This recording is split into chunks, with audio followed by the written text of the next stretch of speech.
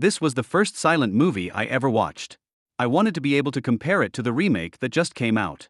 I had low expectations.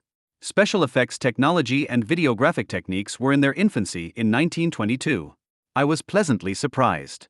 It helps that the first draft of the movie script was based on a work as well done as Dracula, but I was surprised how well the effects and story held up. Knowing what I know now as a man living in 2025, I can see through their stop-motion captures and changes in frame rate. I only see it because I know how those are done and because there is a tiny piece of me examining the movie critically. If I were watching the movie in 1922, with the average understanding of film available in 1922, I would have been very impressed. I would love to see a version of the movie made that reads the text cards aloud. The only thing that I found annoying was that I'm not used to keeping my eyes on the television through the whole movie any longer. My life is such that I normally watch movies and television while taking care of my kids, and I don't make a point of pausing every time someone needs a snack or adjustment to their own electronics. I leave one earbud in and do what I need to do.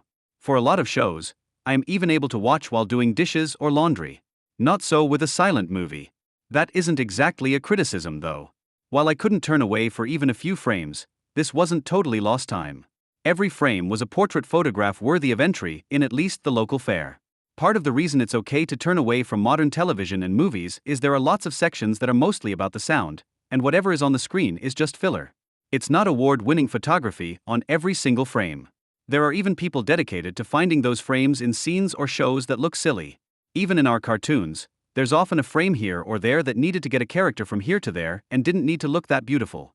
There is a common complaint that modern filmography hides behind modern technology. Even after watching this movie and getting a very clear example of this, I still think that criticism is unfair. That said, it does remain that the original Star Wars and old silent movies like Nosferatu did manage to streamline and articulate their stories without the technology that later movie makers would depend on, and they made them interesting and attractive by improving and expanding the story where their effects failed them.